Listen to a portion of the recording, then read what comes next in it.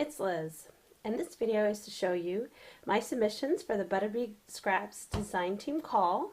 I was really excited when she put out the call, but I was also very intimidated. I've seen what other people do for design team calls and for their, being projects as a member of a design team, and they are always amazing and elaborate and showcasing talent that's incomparable. So I did my best to show works that I think reflect my creativity and vision as an artist. And hopefully everyone will like them. And even if I'm not chosen, I really had a lot of fun making my submissions, and I learned a lot and tried a lot of new things. So I'm really glad that I decided to participate in this opportunity. So thank you to Monique. And if you haven't been to Butterbee Scraps YouTube channel or Zibbet store, I really recommend that you do so. She's an amazing artist, and I can only hope to aspire to be as good as she is. The first object I made is actually a steampunk theme. Steampunk is my favorite genre, and she sells a lot of metal. So of course, my first thought would be steampunk. So here it is. We have a steampunk Mardi Gras mask. I'm just going to kind of show a little bit. So I'm going to tell you a little bit about it. So the red crystal there, I did get that from the Butterbee Scraps Zibbet store. The chain and all those gears, that's actually from Bead Landing. The paper there is a Recollections paper. It's a loose sheet that I got at Michael's. The trim around the mask is from the $1.50 bin, also at Michael's. The glitter is Recollections Extra Fine Glitter in the color Espresso. I also used some ink, distress ink on the paper, but off the top of my, it's walnut stain. I was going to say, I don't know, but no, it is. It's walnut stain.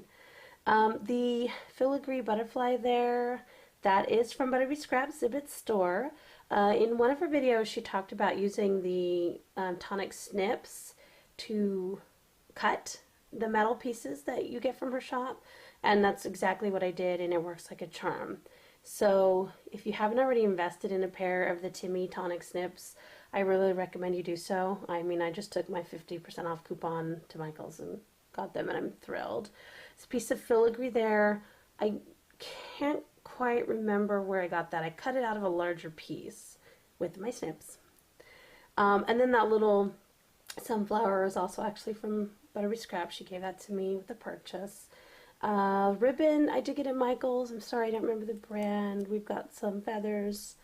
And then that kind of goldish feathers actually from a Christmas pick that I got. Michael's had their Christmas things on sale recently, so what the heck.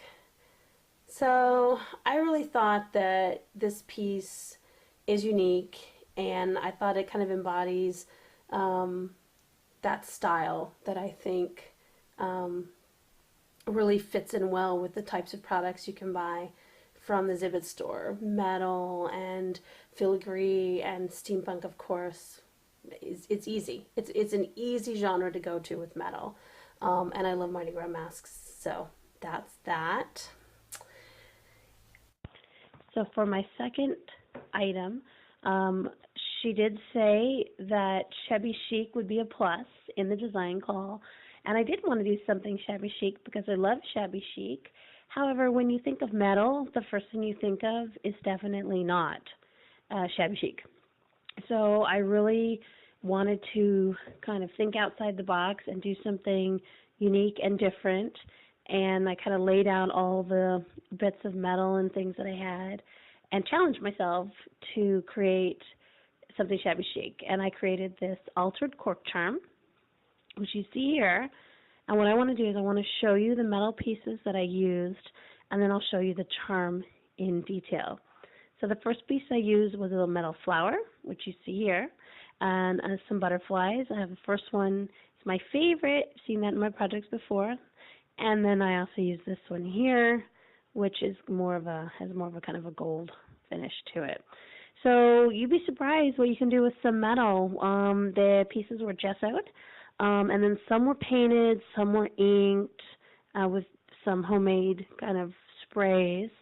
And then, excuse me, to get a really kind of crackly, shabby, distressed look, and I'm sorry that my camera doesn't pick up details that great, I use acrylic varnish and then use a heat tool, which causes it to burn and bubble and crackle, and it's this really great effect.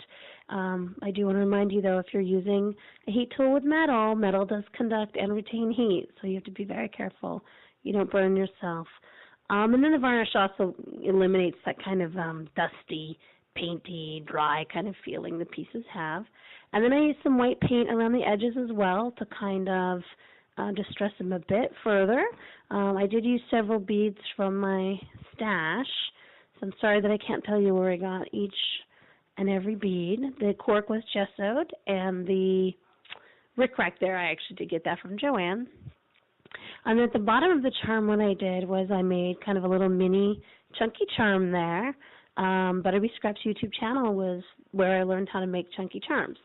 So it's a bit of an homage there. You do see a Timmy piece there, and there's a little tiny key down there that's from Bead Landing. So anyway, I did it. I feel really happy with my piece, and I feel that it's shabby chic. And I think we all need to really kind of get outside our box and start using more materials in a unique way.